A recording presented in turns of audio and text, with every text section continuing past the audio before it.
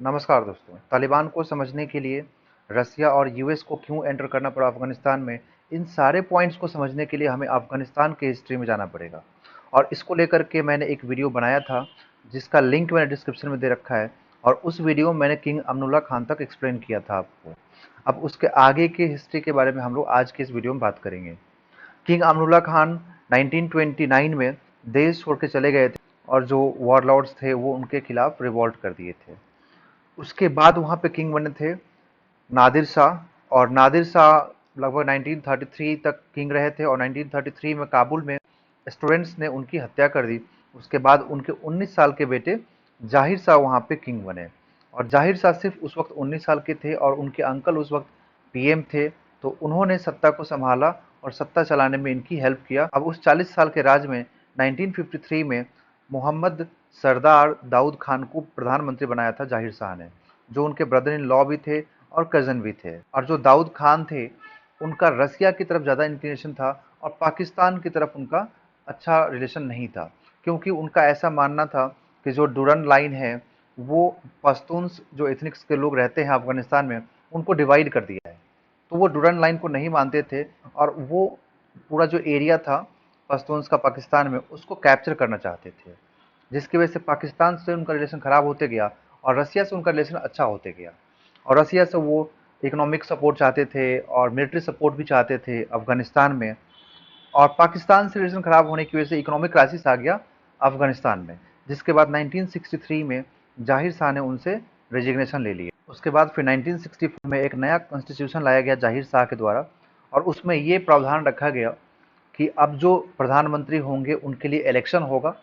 और ये first time था कि अफगानिस्तान में इलेक्शन होने वाला था। तो इलेक्शन होगा प्रधानमंत्री के लिए और उसमें कोई भी रॉयल फैमिली का मेंबर प्रधानमंत्री के लिए खड़ा नहीं होगा। और इसका सीधा सा मकसद था दाऊद खान को बाहर रखना। और इसी इलेक्शन के दौरान अफगानिस्तान में कम्युनिस्ट पार्टी का उदय हुआ और उसका नाम था People's Democratic Party of Afghanistan. और ये पीडीपीए सोवियत यूनियन के कम्युनिस्ट पार्टी से काफ़ी ज़्यादा इन्फ्लुएंस्ड थे। और 1967 में ये पार्टी भी दो पार्ट में टूट गया था।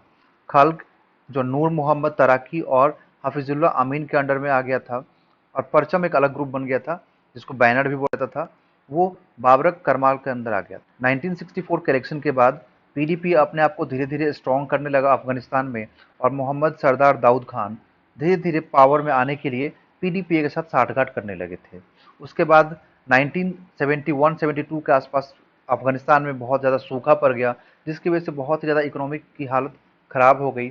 और इकोनॉमी की हालत ख़राब होने के बाद वहाँ पे जाहिर शाह को लोग थोड़ा पसंद कम करने लगे थे। उसके बाद जाहिर शाह 1973 में अपने आँख के इलाज के लिए इटली चले गए और उसी दौरान जो सरदार दाऊद खान थे वो 17 जुलाई 1973 को तख्ता पलट कर दिए थे। और उस तख्ता पलट में कोई खून खराबा नहीं हुआ था, बस उन्होंने हेल्प लिया था पीडीपीए का। और पीडीपीए की हेल्प से तख्ता पलट हुई और वापस से जाहिर शाह अफगानिस्तान में एंटर नहीं कर पाए। 17 जुलाई 1973 को जब दाऊद खान सत्ता में आ गए उसके बाद उन्होंने मोनार्की को एबॉलिश कर दिया और अफगानिस्तान को एक रिपब्लिक कंट्री घोषित किया और खुद को प्रेसिडेंट और प्राइम मिनिस्टर भी घोषित कर लिया। उसके बाद उन्होंने बहुत सारे इकोनॉमिक रिफॉर्म्स किए और सोशल रिफॉर्म्स किए। उसके बाद 1978 में पीडीपीए के एक बहुत ही पावरफुल लीडर मीर अकबर खैबर की हत्या कर दी गई गवर्नमेंट के द्वारा और कुछ पीडीपीए लीडर्स को अरेस्ट भी कर लिया गया था गवर्नमेंट के द्वारा। और ये खबर आग की तरफ फैला पूरे पीडीपीए में और पीडीपीए को लगा कि दाऊद खान उन सबको एक्सटर्मिनेट करना चाहता। उसके बाद जो उनके लीडर्स थे पीडीपीए के वो एक्टिव हुए और उन्होंने प्लानिंग किया कि अब हम दाऊद खान को सत्ता से हटा देंगे। और उसके बाद फिर एक और वहाँ पे 28 अप्रैल 1978 को तख्ता पलट हुआ और वो बहुत ही खून खराबा वाला तख्ता पलट था, जिसमें दाऊद खान और उनकी पूरी फैमिली को 28 अप्रैल 1978 को मार दिया गया। और इस तख्ता पलट को नाम दिया गया था साउ रेवोल्यूशन। और इस रिवॉल्यूशन के बाद 1 मई 1978 को नूर मोहम्मद ताराकी वहाँ पे प्रेसिडेंट बनते हैं, head of state, head of government and general secretary of PDPA. March 1979 में हफीजुल्लाह अमीन प्राइम मिनिस्टर बनते हैं। जो पहले फॉरेन मिनिस्टर थे वो प्राइम मिनिस्टर बन जाते हैं और फील्ड मार्शल भी रहते हैं। धीरे धीरे हफीजुल्लाह अमीन और नूर मोहम्मद तराकी के बीच में मनमुटाव होना शुरू हो जाता है और ये दोनों बहुत ही पावरफुल लीडर्स थे पीडीपीए के। और उसके बाद ताराकी की हत्या कर दी जाती है 14 सितंबर को आमीन के सपोर्टर्स के द्वारा, आमीन के द्वारा। फिर जब रसिया को लग गया कि हमारे कम्युनिस्ट पार्टी पे खतरा है, तो उन्होंने अफगानिस्तान को इन्वेड किया 24 दिसंबर को, और 27 दिसंबर को हाफिजुल्लाह अमीन और उनके सपोर्टर्स की हत्या कर दी गई सोवियत यूनियन के द्वारा। सोवियत यूनियन ने डिप्टी प्राइम मिनिस्टर बाबरक करमाल को प्राइम मिनिस्टर बना दिया वहां पर, जिसको लोग ज़्यादा पसंद करते नहीं थे। और उसके बाद 1978 से लेकर के 1980 के बीच में एक ग्रुप फॉर्म हुआ मुजाहिदीन, जिसका एक ही मकसद था कि हम सोवियत यूनियन को अफगानिस्तान में नहीं टिकने देंगे, हम किसी भी बाहरी ताकत को यहाँ नहीं रहने देंगे। और उन्होंने गुरिल्ला वॉर स्टार्ट किया, गुरिल्ला मूवमेंट स्टार्ट किया, छुप छुप के सोवियत बैक्ड गवर्नमेंट पे अटैक करना। और इस टाइप के अटैक्स की वजह से और सोवियत यूनियन के इन्वेड की वजह से वहाँ काफ़ी ज़्यादा सिचुएशन खराब होने लगा, जिसकी वजह से लोग भी वहाँ से काफ़ी पलायन करने लगे। और कुछ लोग पाकिस्तान, कुछ लोग ईरान, जहाँ तहाँ लोग भी वहाँ पे शिफ्ट होने लगे थे। उसके बाद फिर 1984 में ओसामा बिन लादेन अफगानिस्तान पहुँचता है, और वो जाकर के वहाँ पे उस मुजाहिदीन ग्रुप को सपोर्ट करता है, उसको ज्वाइन करता है। और उसके बाद 1988 में वो अपना एक अलग ग्रुप बनाता है, अलकायदा। और इन जितने मुजाहिदीन थे, अलकायदा ग्रुप था, इन सबको सपोर्ट ये 4 कंट्री करते हैं, यूएस, ब्रिटेन, चाइना, पाकिस्तान और यूएई, और सऊदी अरेबिया भी करता है। टोटल 6 कंट्रीज वहाँ पे सपोर्ट करते हैं, पाकिस्तान के थ्रू करते हैं ये लोग। पाकिस्तान का बॉर्डर अफगानिस्तान से लगता है, तो वहाँ से हथियार सप्लाई करना, पैसे देना।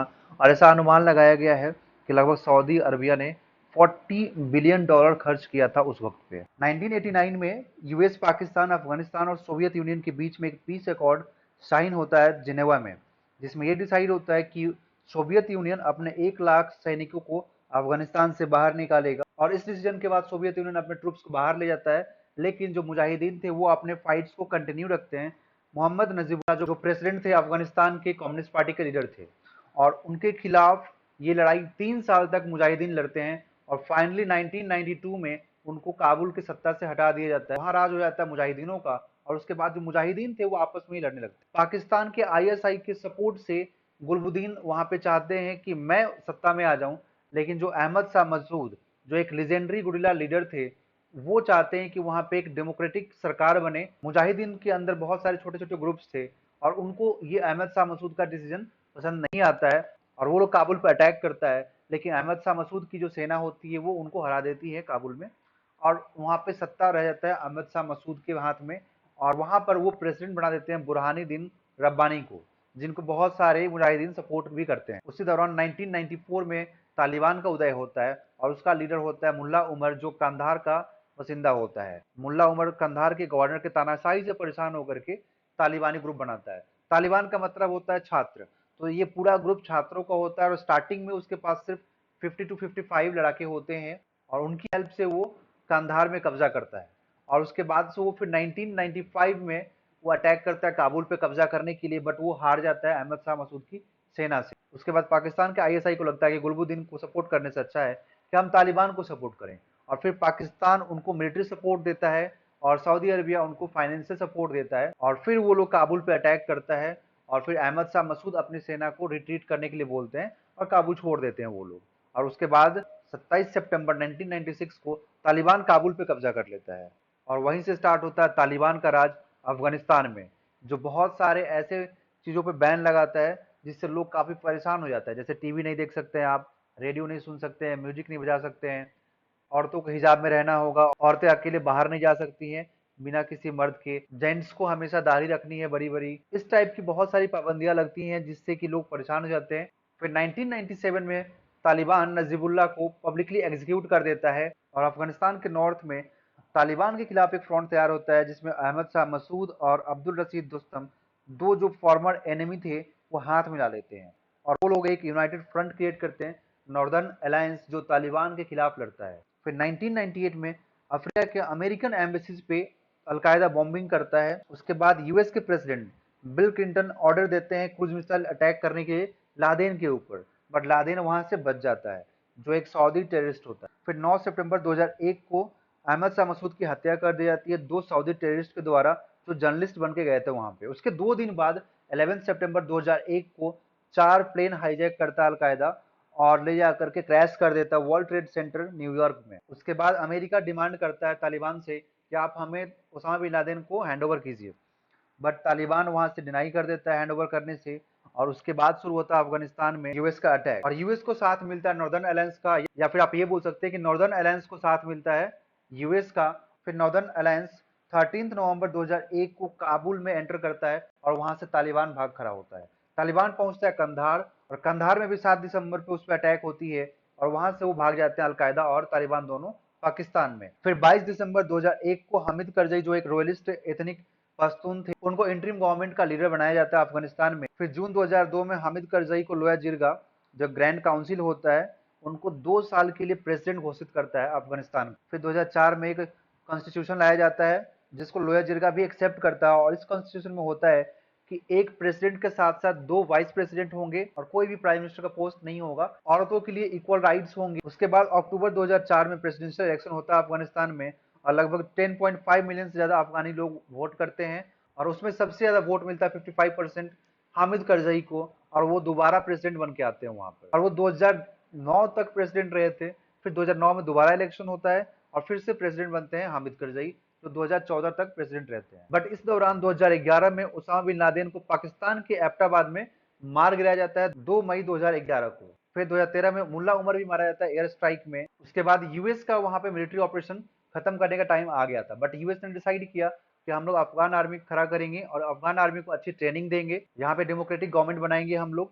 और 2014 में फिर से इलेक्शन होता है और इस बार अशरफ गनी प्रेसिडेंट बनते हैं वहां पर। उसके बाद यूएस प्रेसिडेंट डोनाल्ड ट्रंप एक पीस डील साइन करते हैं तालिबान के साथ, जिसमें ये डील होती है कि तालिबान यूएस आर्मी पे अटैक नहीं करेगा और यूएस आर्मी पे तालिबान पे अटैक नहीं करेगा, और यूएस वहां से अपने पूरे ट्रूप्स को विड्रॉल कर लेगा मई 2021 तक। फिर अप्रैल 2021 में जो बाइडेन, जो यूएस के प्रेसिडेंट है, वो अनाउंस करते हैं कि हम लोग 9/11 तक अब यूएस से कंप्लीटली अपने ट्रूप्स को विड्रॉ कर लेंगे। और इस खबर के बाद तालिबान फिर से एक्टिव होता है और पूरे अफगानिस्तान पे कब्जा कर लेता है लगभग 2 से ढाई महीने के अंदर, और काबुल को कैप्चर कर लेता है। और अफगानिस्तान के प्रेसिडेंट अशरफ गनी देश छोड़ के भाग जाते हैं। अमरुल्ला सालेह चले जाते हैं नॉर्दर्न अलायंस के खेमे में, जो पंसीर में है, और पंसीर ही एक ऐसा एरिया जहाँ पे अभी भी अफगानिस्तान का कब्जा नहीं है, और वहां पर अभी भी अहमद शाह मसूद के बेटे अहमद मसूद अपने लड़ाकों के साथ लड़ रहे हैं।